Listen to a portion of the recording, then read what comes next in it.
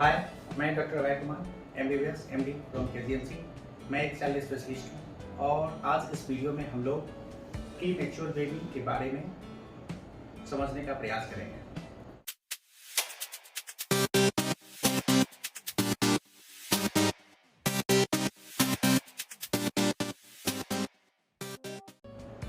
सबसे पहले तो प्री मैच्योर बेबी कहते किसे हैं? 37 कंप्लीटेड वीक जेस्टेशन के उससे पहले जो बच्चे डिलीवर होते हैं उन्हें प्रीटर्म बेबी कहते हैं। 37 से 40 वीक के बीच जो डिलीवर होते हैं उन्हें टर्म बेबी कहते हैं, और जो 40 वीक कंप्लीटेड वीक में डिलीवर होते हैं उन्हें हम फुल टर्म बेबी कहते हैं। ये समय से पूर्व जन्म लेते हैं, इसलिए इनकी कुछ खास समस्याएं होती हैं। अब ये बच्चे दिखते कैसे हैं?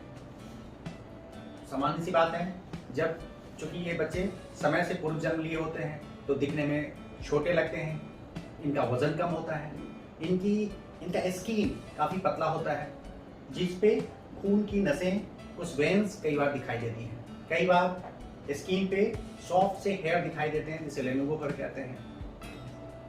इनका सर शरीर की तुलना में काफ़ी बड़ा होता है।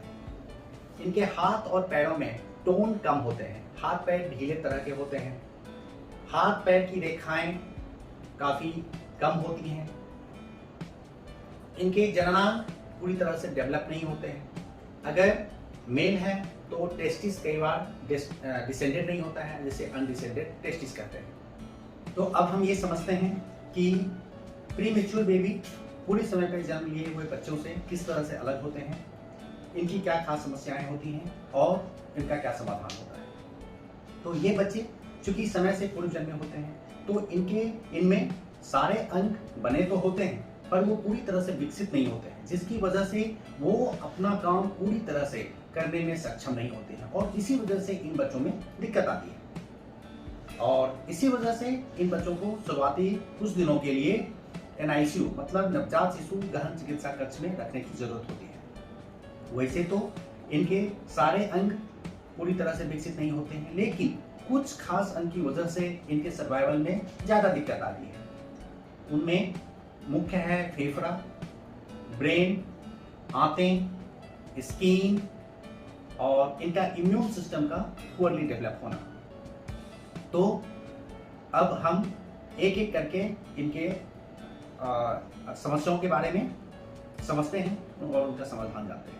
सबसे पहले फेफड़ा प्री मैच्योर बेबी में बना तो होता है, लेकिन पूरी तरह से विकसित नहीं होता है। और खास करके अगर ये बच्चे 34 कंप्लीटेड वीक से पहले जन्म लिए होते हैं तो इनमें एक सर्फेक्टेंट नाम के द्रव्य की कमी होती है, जो कि फेफड़े में ही बनता है, और ये फेफड़े के एल्वेलाई को खुले रखने में मदद करता है। अगर सर्फेक्टेंट नहीं होता है तो एल्वेलाई अपने आप क्लोज हो जाते हैं, जिससे बच्चे को सांस लेने में दिक्कत आती है, बच्चा कहरने लगता है और इनके हाथ पैर नीले पड़ जाते हैं। अगर ऐसी स्थिति होती है तो आपके डॉक्टर बच्चे को एसेस करते हैं और कई बार बाहर से इंजेक्शन के रूप में अवेलेबल सर्फेक्टेंट फेफड़े में डालने की जरूरत होती है। अगर इसके बाद भी सांस की परेशानी बनी रहती है तो CPAP मशीन की जरूरत होती है, और परेशानी ज़्यादा बढ़ने पर वेंटिलेटर का भी हेल्प लेना पड़ सकता है। दूसरा ऑर्गन ब्रेन। इनका ब्रेन भी पूरी तरह से विकसित नहीं होता है, जिस वजह से एक खास समस्याएं प्री मैच्योर बेबी में आती है, जिसे एपनिया ऑफ प्रीमेच्योरिटी कहते हैं। इसमें बच्चे हाथ पैर तो चला रहे होते हैं बट सांस लेना वो रोक लेते हैं। एक्चुअली जब भी हम सांस लेना रोकते हैं तो हमारे शरीर में ऑक्सीजन की मात्रा बढ़ती है और वो ब्रेन के एक सेंटर को स्टिमुलेट करता है, लेकिन प्री मैच्योर बेबी में ये सेंटर पूरी तरह से डेवलप नहीं होता है। इस वजह से अगर प्री मैच्योर बेबी कुछ समय के लिए सांस रोकते हैं और उनके शरीर में ऑक्सीजन की मात्रा बढ़ती है, लेकिन सेंटर डेवलप नहीं होने की वजह से ये डीप ब्रीदिंग शुरू नहीं कर पाते हैं दोबारा, और इसे अपनी ऑफ प्रीमेच्योरिटी कहते हैं। ये एक जानलेवा कॉम्प्लिकेशन है अगर समय पे इसका इलाज नहीं किया गया तो। इसके इलाज के लिए कैफीन और एमाइनोफाइलिन नाम के 2 दवाइयाँ अवेलेबल हैं, और इन दवाइयों के यूज के बाद भी अगर बच्चे बार बार सांस रोकते हैं तो CPAP या वेंटिलेटर की हेल्प लेनी पड़ सकती है। तीसरा ऑर्गन जिसकी वजह से प्रीमेच्योर बेबी को दिक्कत आती है वो आंतें हैं। इन बच्चों में आंतें बनी तो होती हैं, लेकिन दूध पचाने के लिए पूरी तरह से परिपक्व नहीं होती। तो इन बच्चों में कई बार पूरी तरह से दूध शुरू करने में देरी होती है, और कई बार दूध शुरू करने के बाद इनमें बहुत धीरे धीरे दूध की मात्रा बढ़ाई जाती है। कुछ बच्चों में दूध शुरू करने के बाद आंतों का फूल जाना, लैट्रिन से ब्लड आना, और एक्सट्रीम केसेस में आंतों में सड़न जैसी समस्या भी हो सकती है, जिसे नेक्रोटाइजिंग एंटेरोकोलाइटिस कहते हैं। और प्रीमेच्योर बेबी में होने वाला ये बहुत ही जानलेवा कॉम्प्लिकेशन है, जिसमें मोर्टेलिटी मतलब बच्चे के मौत की संभावना काफ़ी ज़्यादा हो जाती है। इस वजह से इनमें दूध बहुत ही सावधानी से और एसेस करने के बाद दिया जाता है, लेकिन दूध जल्दी शुरू करना भी इनके सर्वाइवल के लिए ज़रूरी होता है। जब कभी ऐसा महसूस किया जाता है कि बच्चे को 2-3 दिन से ज़्यादा तक हम दूध देने की स्थिति में नहीं हैं, तो इन बच्चों में टोटल पारेंटरल न्यूट्रिशन का हेल्प लिया जाता है, जिसमें नसों के द्वारा ही ग्लूकोज के अलावा फैट, प्रोटीन, मिनरल्स और विटामिन देते हैं। और फिर जब हमें लगता है कि अब बच्चा दूध पचाने की स्थिति में है, तो दूध शुरू करते हैं और धीरे धीरे उसे बढ़ाते हैं और टीपीएन को बंद कर देते हैं। तो इस तरह से हमने देखा कि इन बच्चों में दूध शुरू करने में कई बार देरी हो जाती है। इस वजह से भी इन बच्चों का वजन काफी ज्यादा घटता है। नेक्स्ट जो ऑर्गन है वो स्किन। इन बच्चों में स्किन बहुत ही अच्छे तरीके से डेवलप नहीं होता है, इनकी सारी परतें पूरी तरह से विकसित नहीं होती हैं। इस वजह से काफी कॉम्प्लिकेशन आता है। चमड़ी के नीचे जमा होने वाला सबक्यूटेनियस फैट भी पूरी मात्रा में जमा नहीं होता है, क्योंकि ये अंतिम के 3 महीनों में ही जमा होता है और बच्चे का जन्म से पहले हो गया होता है। तो ये जो सबक्यूटेनियस फैट है वो शरीर की गर्मी को शरीर के अंदर बचा के रखता है, रोक के रखता है। सबक्यूटेनियस फैट के कमी की वजह से इन बच्चों के शरीर से गर्मी बहुत तेजी से बाहर निकलती है और इन्हें ठंडा होने की संभावना बहुत ज़्यादा होती है, जिसे हाइपोथर्मिया कहते हैं। इसलिए इनका टेम्परेचर मेंटेन करने में काफ़ी दिक्कत आती है। ये सबक्यूटेनियस फैट नहीं होने की वजह से ही इनके शरीर का पानी बहुत तेजी से बाहर निकलता है। इस वजह से इनका वजन भी कम हो जाता है। तीसरी दिक्कत स्किन इमेच्योरिटी की वजह से जो आती है वो है इन बच्चों में इन्फेक्शन होने का चांस ज़्यादा होने का। अब स्किन एक ऐसा ऑर्गन है जो हमें बाहर की गंदगी से बचाता है। ये बाहर की गंदगी को शरीर के अंदर जाने से रोकता है, एक फिजिकल बैरियर का काम करता है। और इनके स्किन इमेच्योर होने की वजह से इनके शरीर में इन्फेक्शन जाने का खतरा हमेशा ज़्यादा होता है और सेप्सिस का खतरा हमेशा बढ़ता है। इस तरह के कॉम्प्लिकेशन से प्रीमेच्योर बेबी को बचाने के लिए कई बार इन्हें इंक्यूबेटर नाम के आधुनिकतम एक मशीन में रखने की जरूरत होती है। इस मशीन में रखने से इनका टेम्परेचर, इनके आसपास के वातावरण की ह्यूमिडिटी मेंटेन रहती है।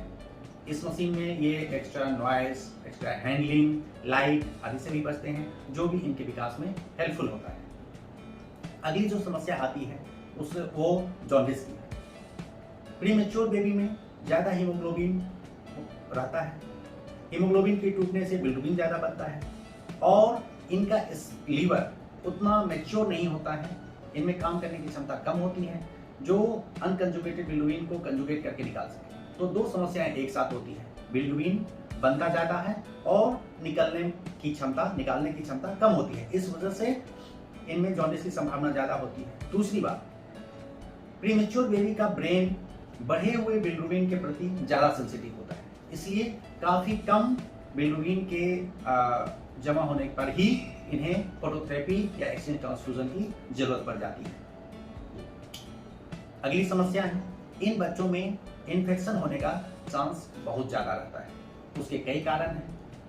पहला तो कारण है इनका स्किन इमेच्योर होना, दूसरा इनका इम्यून सिस्टम पूरी तरह से डेवलप नहीं होता है, जिस वजह से अगर जरा सा भी इन्फेक्शन होता है तो इनका शरीर बहुत इफिशिएंटली उसको हैंडल नहीं कर पाता है। तीसरी बात, कई बार शुरुआत करने में लेट होती है। इनमें सेंट्रल लाइन लगाना होता है दवाई और टीपीएन देने के लिए। ये सारी वजहें हैं इन बच्चों में इन्फेक्शन ज़्यादा होने की।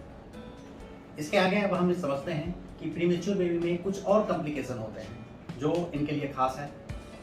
उसमें से पहला है इंट्राक्रैनियल ब्लीड। इन बच्चों के दिमाग की नसें काफ़ी पतली होती हैं जो कई बार बिना किसी खास कारण के फट जाती हैं और ये भी इनमें एक जानलेवा कॉम्प्लिकेशन होता है। दूसरा, रेटिनोपैथी और प्रीमेच्योरिटी। समय पूर्व जन्म लेने की वजह से इनका रेटिना ऑक्सीजन के संपर्क में आता है और उस वजह से बच्चों के आँख के रेटिना के डेवलपमेंट में दिक्कत आती है, जिससे उनका आँख खराब हो सकता है। इसकी जांच के लिए 21 दिन, जन्म के 21 दिन के बाद इन बच्चों का आरओपी स्क्रीनिंग ऑप्थेल्मोलॉजिस्ट के पास, आँख के डॉक्टर के पास करवाया जाता है। नेक्स्ट है एनीमिया ऑफ प्रीमेच्योरिटी। कई बार प्रीमेच्योर बेबी में खून बनने की दर काफ़ी कम हो जाती है, इनका खून काफ़ी तेज़ी से घटने लगता है और कई बार इनको खून चढ़ाने की भी जरूरत होती है, तो ये चीज़ हमें देखते रहना होता है। नेक्स्ट हाइपोग्लाइसीमिया है। इनमें प्रीमेच्योर बेबी में ग्लूकोज का रिजर्व काफ़ी कम होता है, जिस वजह से इनमें हाइपोग्लाइसीमिया के चांसेस हमेशा बने होते हैं। अंत में हम लोग प्रीमेच्योर बेबी के मैनेजमेंट में सबसे इम्पॉर्टेंट चीज़ जो है वो उसको डिस्कस करते हैं और उसे कंगारू मदर केयर कहते हैं। खास करके 1.5 किलो से कम वजन के प्रीमेच्योर बेबी के मैनेजमेंट में ये काफ़ी हेल्पफुल होता है। जब बच्चा हीमोडायनामिकली स्टेबल हो जाता है तब बच्चे को माँ के पास शिफ्ट करते हैं। बच्चे की माँ बच्चे को छाती से लगा के, जिससे कि बच्चे का स्किन और माँ का स्किन कांटेक्ट में होता है और फिर ऊपर से बच्चे को ढक लिया जाता है। उस स्थिति में रिक्लाइनिंग पोजीशन में सो के माँ मैक्सिमम समय तक बच्चे को लगा के रखती है। इससे बच्चे को काफ़ी फायदा होता है, जैसे उनका वजन बहुत तेज़ी से बढ़ता है, सांस रोकने की समस्याएं में कमी आती है। माँ को भी इससे कई फायदा होता है, माँ और बच्चे की बॉन्डिंग बढ़ती है, माँ को दूध ज़्यादा आता है। इस तरह के कई फायदे हैं।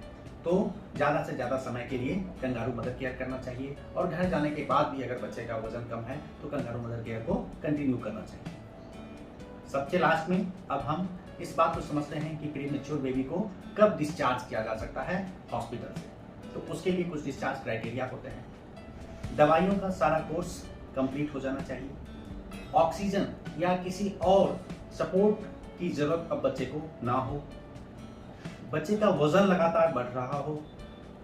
बच्चा कम से कम कटोरी चम्मच से पूरी तरह से दूध पी ले रहा हो। माँ के अलावा परिवार का एक और सदस्य बच्चे की देखभाल की ट्रेनिंग ले चुका हो और सबसे लास्ट में माँ कॉन्फिडेंट हो कि मेरा बच्चा सही है और अब इस बच्चे की देखभाल मैं अपने घर पे कर सकती हूँ।